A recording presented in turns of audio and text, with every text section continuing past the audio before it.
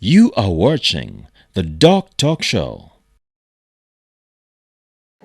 Welcome back. Before we went for the break, we were talking about the psychological impact of the coronavirus on people's mental well-being. And just before we went for the break, Dr. Mpamizo was telling us that mental cases are on the rise as a direct result of the coronavirus. So I want to know which mental issues are on the rise at the current moment. So Dr. Mpamizo, you worried us a bit when you told us the mental cases are increasing. Now people are anxious. What issues are now coming up because of the coronavirus? Yes, indeed, mental health illnesses are on the rise. Sometimes we don't like to call them mental illnesses because of the issue of stigma. People fear that word, mental illness.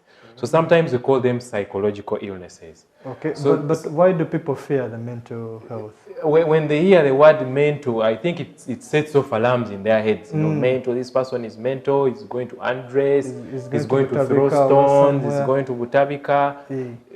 It is usually, people assume the worst kind of psychological problem is usually tied with the word mental. But that is ironic. So this stigma, isn't that a mental issue already? Yes. In its own way. The fact that people are afraid to even talk about mental health. Yes, so that's why it becomes a challenge in these times, because we already have stigma associated with mental health. Now we have stigma associated with COVID.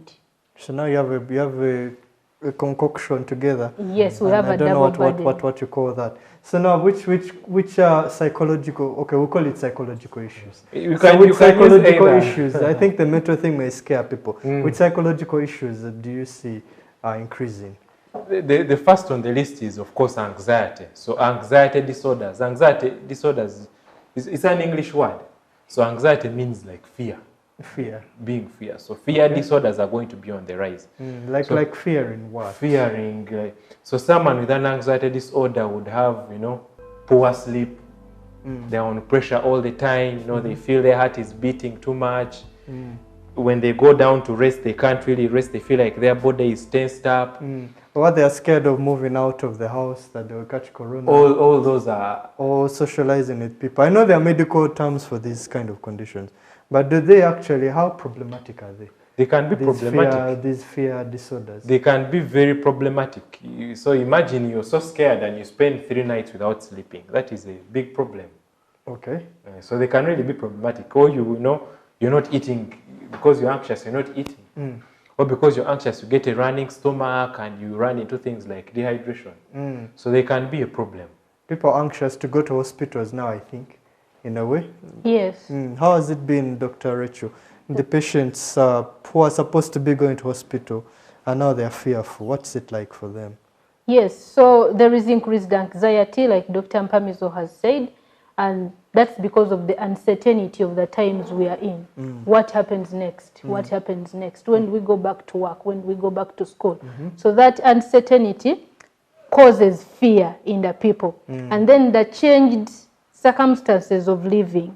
We can no longer access medical care. We have to first line up at the RDC's office. Some people cannot get the letter that day, so they have to line up again.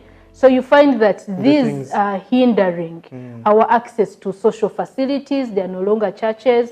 They are no longer social gatherings. So then there is change generally. We have LDUs on the road. You have to run to reach home before curfew time.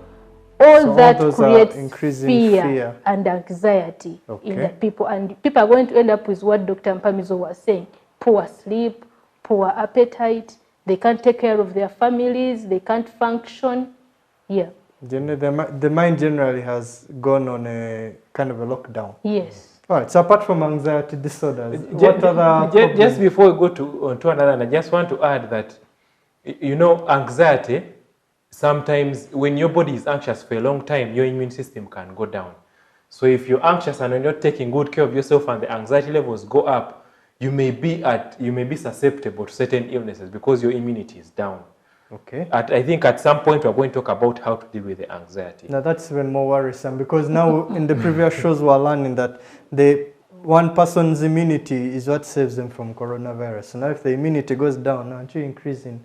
Yes, so that risk, so anxiety levels have a risk of putting down your immunity. And once your immunity is down, you know better than me that, anytime you can get any kind of condition. We're not talking about the normal anxiety here. We're talking about the anxiety which has become too much.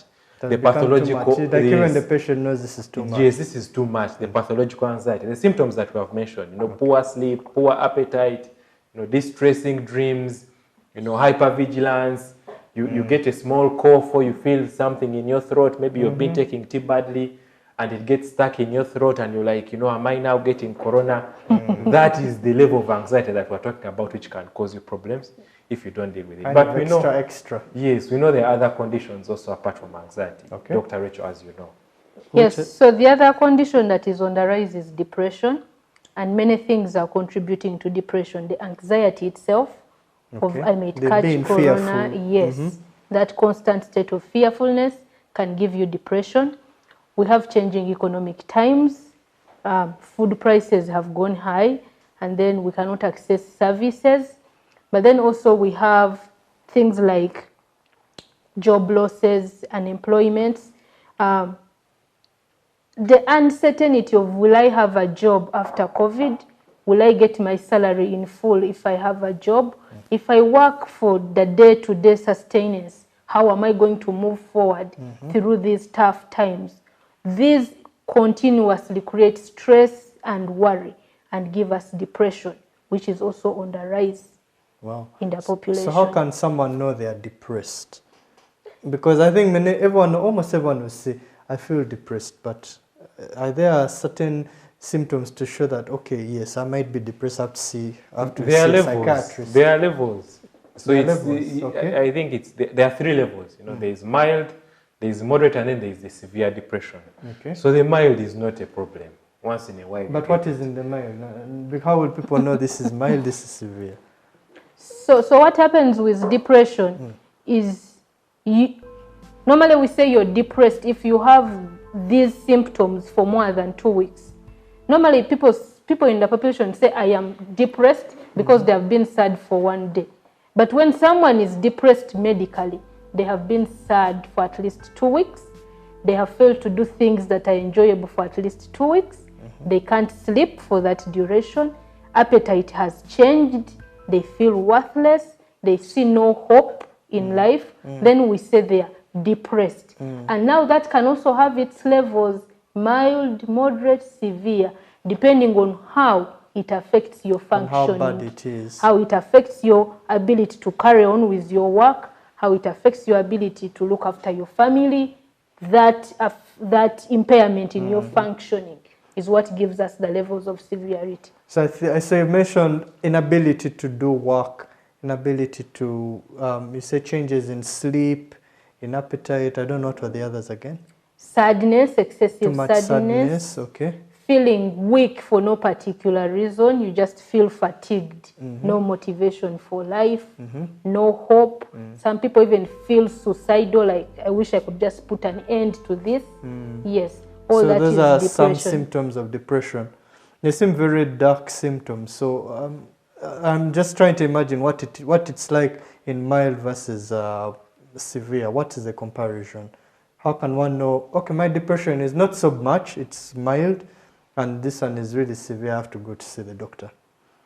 So the mild is like you have symptoms, but you can somehow afford to carry on with life.